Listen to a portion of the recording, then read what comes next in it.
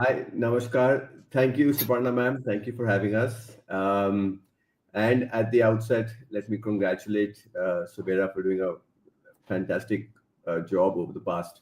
At least we have been associated with you for 7 years since we received the award in 2018. So you all also, I've been following you all quite closely. A lot of my friends and family have also been awarded your Wow, prestigious award. Uh, so, wow. D- so DCM Sriram, which is Mr. Bharatram, etc. We all, we do meet and we are aware of what's happening. So well done on a good job that you also are doing. Super. Thank you so much. In fact, 2018 was our inaugural edition, and we had acknowledged the Golf Foundation, and Amit Luthra ji was there, present personally, I remember, and he had brought with him his protege, so to speak, Shubham. Shubham was a Absolutely. 14-year-old young lad at that point in time who had gone ahead and brought home the junior golf trophy from the United States. Correct. I remember Amit mentioning that his father is in the audience and he's cheering him on, taking photographs, and he can't speak or understand a word of English. And here is Absolutely. Shubham, who has turned out to be this, wonderful all-rounded personality. And you tell me he's gone on making greater strides since then. Absolutely. Shubham has been wonderful, for Indian golf, not only in the foundation. What is beautiful about Shubham is that he listens. He's taken the best, you have lot of sports persons coming out of India. But what he does is he listens, he evaluates, and then delivers.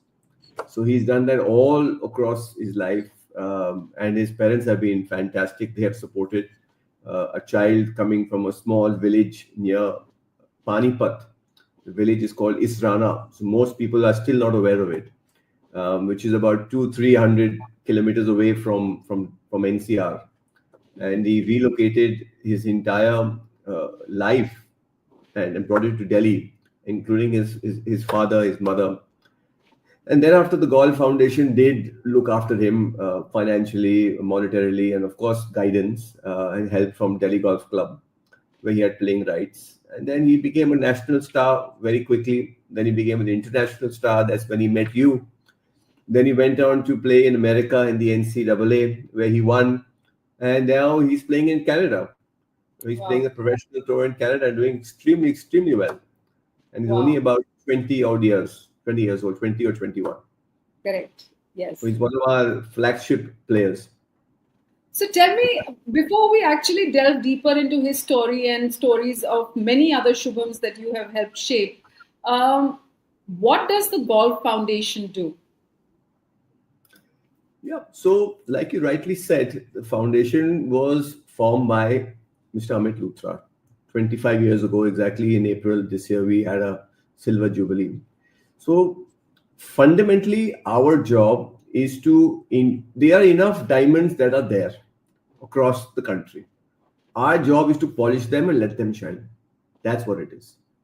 So the diamonds are there. I feel, I mean, I've gone on stage in the UAE and in America, and I've mentioned it to all our NNI diaspora, the Indian diaspora that's there, that an Indian will soon be number one in golf. So our job is just finding that correct talent. We've already done it in hockey, we've done it in chess, we've done it in cricket over the past few years. Golf, unfortunately, hasn't picked up because it needs some investments. It's not a cheap sport, right? And we don't have government land and driving ranges accessible to everyone. So it does cost a little bit of money, and access to these clubs are limited. So anyone associated with golf generally would be associated with the golf course, would be living near the golf club, would have family working in the golf club.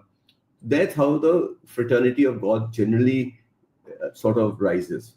That's what we try to do. We go to, in fact, right now we are having India's largest talent hunt Okay. ever. So that's what we'll be doing in the next 6 to 8 months before March. We've tied up with BMW, and they are helping us find the largest pool of talented golfers, and they will be put into the foundation and nurture. Largest ever done in India. Hmm. So that's what our basic job is. That we know what it needs to become national and international champions.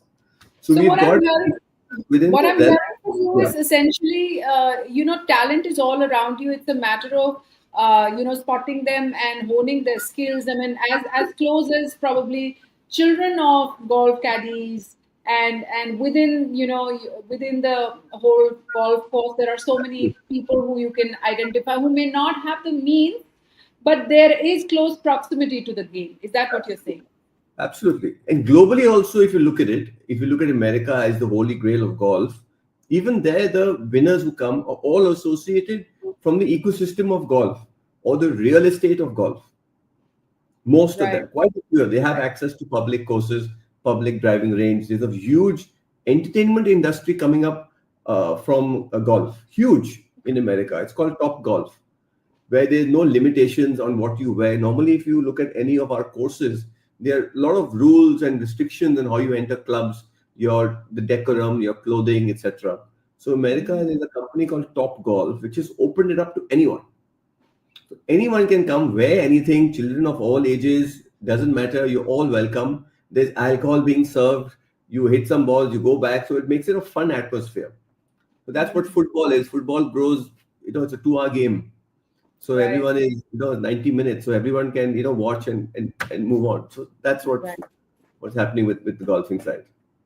So, Angad, you yourself have been an investment banker in the UK, and you also carry on the family legacy in terms of the work that you do. When it Right. comes to foundation, I'm sure there must have been a very strong pull for you to continue to do the work that foundation is doing, because what you're describing is a full-fledged, day schedule for you to be involved in. So I'm sure it's run by a lot of passion as well, isn't it? Absolutely. We found that only people who know golf, who are interested in golf, who have some understanding of golf, can do a half decent job in running this establishment. So I'll tell you, many years ago, about 7, 8 years ago, I was relocating to NCR, to Delhi, and we are from a Sardar family, and so we believe in seva. Most people do believe in seva, right? So my method of giving seva, or giving back, apart from some monetary value that we do give, was giving my time and my knowledge to golf. So I'll give you a little bit of history also. My father, where I get this inspiration from, was the president of Indian Golf also. So I have, in fact, I've got big feet, a lot of space to fill yet, and big shoes to fill. And my father was captain of the Royal Calcutta Golf Club in Ah, Calcutta, and which he is was where you grew up, where the family was to begin with. where our family was established in Calcutta, and we are members there. We grew up playing golf, and my father being a captain of that, thereafter being captain of president of Indian Golf. So I did get some inspiration, a huge amount of inspiration on doing something larger than just playing the game. And obviously, my uncle Amit had very well respected in the golfing fraternity, and he ran this organization pretty decently for a long time. And I asked him, "Can I join?" And I didn't join as a CEO or something. I joined as a junior person who worked his way up to a CEO and treasurer position, and he was doing fantastic work. And I said, "Let me give back to society, where I can actually contribute through my skill, through my knowledge, on uplifting the Indian child to a Right. certain national level." So we've done that with more than 500 children since, athletes, A grade athletes. Angad, you That make it sound all so easy and smooth, but I understand that that's not how it is, because we've also acknowledged other individuals who've been working in the sports field specifically, like the Dribble Academy that works specifically in basketball, training children from marginalized backgrounds and actually focusing their energies away from what can pull them, say, towards addictions, towards, petty thefts and crimes and all of that. But the challenge has always been, and that's what we've also figured through the Sabera's journey, is that a lot of the large corporates, and that's where the monies really come in terms of support from CSR, besides high net worth individuals, is the fact that unless there is a direct alignment with the SDGs, I think not a lot of corporates are open to supporting sports, so to speak, and which is such a sad thing. And I'm sure you would also be, kind of be affected by that. We do witness headwinds. There is no doubt on that. And unfortunately or fortunately, there's a very famous tennis player called Leander Paes who mentioned to me, because we both are from Calcutta and the same school, and he mentioned that India is a sports watching country, not a sports playing country. So I didn't understand it at that point in time, but now I do understand it.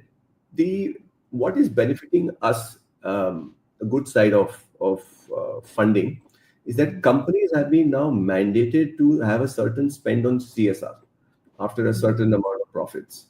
So we do approach certain companies to include us in the CSR budget. So, and many companies are opening it up to sports. Like GMR is doing a fantastic job. They've got their own sports foundation. DLF is doing a fantastic job. JSW, these are three, four that we are associated with, Right. to help us with certain funds. But there's no doubt that there is shortage of funds and there's shortage of sponsors. We have, over the past few years, we have delivered on many fronts. I will go to the extent and say my uncle who runs the foundation, who's the chairman, he doesn't even take 1 rupee from the foundation. Doesn't even, his visiting card is also not spent from the foundation money. So if you have a donation of, let's say, 1 lakh rupees that comes in from any person, 95 to 99% of that amount goes towards the program. So it's run very thinly, very frugally, no cost for us. I do it pro bono. Most of our team members do it pro bono. Our board does it completely pro bono. We've been audited by Grant Thornton, who's one of the best chartered accounting firms in India, or largest, I would say. I wouldn't say best, but largest in India.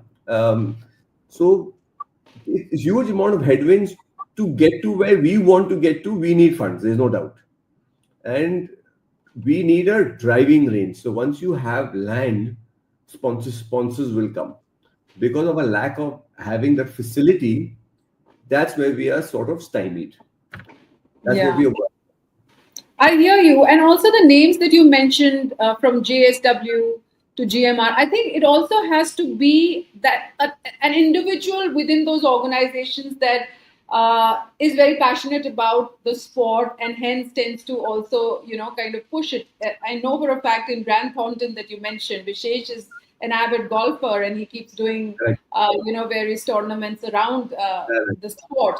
So I think it also stems from there more than an organizational push. So Vishesh has helped Shubham. You mentioned Vishesh. He has been instrumental in helping Shubham in America. Oh, super. Yeah. Super. Yeah. So you mentioned him. So that's what I'm saying. So while there may be influential high net worth individuals who are passionate about the sport, but to actually institutionalize this from an organizational perspective, there is still a bit of a need gap wherein naturally somebody would come out, like, for example, for education, for healthcare, for environment and all of that. It's like a ready fit. But when it comes to sport, then there is a bit of a gap and it needs to be filled. And more so golf. It's often seen as an elitist sport.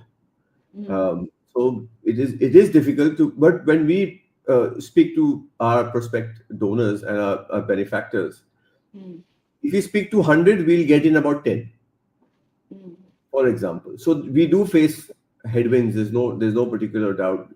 You see, there's a CSR budget of, let's say, 100. So they will obviously use it towards what benefits their business largely. If it's an automotive company, they will work towards skilling of technicians. Or where they operate in tier 2 city in a factory, they will adopt that village. So what is left over from that budget comes to us generally. So we talk in lakhs, not in crores. Right. To the donors. Whereas if you work in other foundations, then you work towards more needed avenues of charity, then the amount goes into many crores. That's where we get. But if we had the funding that cricket has, golf would be Indian golf would be on the global map for sure. There's no doubt. Super. Tell me a little bit more about other beneficiaries or success stories beyond Shubham. Yeah, so Shubham, obviously, our prodigy child, as I mentioned, did fantastic now in America. So America is the holy grail of golf, where it's the highest paying, the best standard. Everything is club manufacturers are all there, best golf courses are there, Mhm. right? Post that, we've had huge amount of success in India with lots of beneficiaries. There is Angad Singh, who's doing very well. There's Anshul Mishra from Calcutta, who is number one and number two in India, won the All India. We took them to Japan last year. They did very well in Japan. Now he's representing India in Dubai, I think next month for the APGC. Anshul Mishra. Rakshit Wow. Daya was part of our foundation. He is number one in India. Now he's moved to America, following Shubham's route. So all And these names that you mentioned, Angad, Rakshit, all of them come from marginalized backgrounds and they've been groomed completely. Because the challenge is not just of the sport, but also when you're representing a country across, say, in the United States or Dubai or Japan, it's also an overall grooming, right? If you're not conversant with the language itself. so we do a large amount. We're lucky we tied up with a company in Ahmedabad who made an application for us on how to upskill on basic courtesies. Because when our Oh, children are going abroad, they have the firepower, they have fire in the belly, they know what to do to get the job done. But once they win, they become shy. They can't go on stage and collect the prize. So they are, fearful of that. So they're like, if I win, I have to speak. So let me come second. That is the viewpoint. So we tied up with a fantastic company in Ahmedabad who helped us deliver an online application, mobile application that made made this application for courtesies, how to say thank you in English, how to eat correctly, what are basic etiquettes, what are grooming etiquettes, what about manners. We had this entire application where the kids have all gone through what 20, 30 modules and how they become all round better across all facets. wow. That is But super. we must see also India is also improving gradually. India all across that we see. So that concept of less privilege has underprivileged has now graduated to less privileged. So now anyone associated with golf isn't what we consider that level. We've also gone up a jump in the entire economy. Everyone has mobile phones. Kids are all going to Correct, school. The correct. government of India also has done, no matter what we say, non-political conversation, but they have, penetrated to India from electricity to gas and many things. They have, done pretty well. So the less Right. privilege has gone up a couple of Right. notches. So, besides this overall grooming, what other challenges did Golf Foundation face and has faced or continues to face? In terms of bringing out, shining the spotlight on these diamonds, as you say. Yeah, the biggest concern after funding would be infrastructure. Largest. So if we had access to more driving ranges, you get access to better people. If you had more mini courses, so if you go to England, like where I spent a lot of my time, they never had large sprawling golf courses, though they do have, but they also have smaller courses, 5 holes, 9 holes, a chip and putter driving range, mini golf. They have access to the entire ecosystem of golf, not only used as golf, but as entertainment, as another sport. And you can play it outdoor. You can be 55 years old and still play competitively. Most other racket sports, you kind of peak by your 30, 35, you're kind of retired, though you may have few aberrations. So the biggest one is funding, lack of large amounts of funding, either from government or from large corporations. And thereafter, your infrastructure. These are the two big roadblocks to Indian golf, and we are part of the Indian golf, but it is improving. But the Right. situation is improving. It's not as gloomy, but it is improving, but at a slower pace uh, than we expected. Right. The And I'm scrolling the golffoundation.in website address on the ticker in case people may want to align with you, may want to Yeah, volunteer, may want to contribute, may want to reach out to you for some amount of learnings that they may want to execute in a different part of the country. So absolutely. yeah, so they can Ab- reach out to you. Absolutely. I'm more than happy if if I can make a difference to someone's life, that's why I joined the foundation. So why limit it to only golfers? It could be anyone. I love the fact that your ethos remains pretty rooted on the beauty of our culture, which is seva, literally. I think, and that's Absolutely. what the ethos of Sabera has also been, to connect the bridges, connect the dots between people who need funding from the funders, as well as the exchange of knowledge that can happen, such that our beautiful country can sustainably develop, and we can catalyze that as far as possible. Thank you so much, Angad, for taking the time for doing this for us, and all the very best for all the shubhams that you're grooming, and all the Absolutely. bright futures, and the shining trophies that I envisage sitting here in the near future, that your proteges will be carrying forth. Thank you so much. Our pleasure. Thank you for hosting us, and be in touch soon. All the best. Thank you.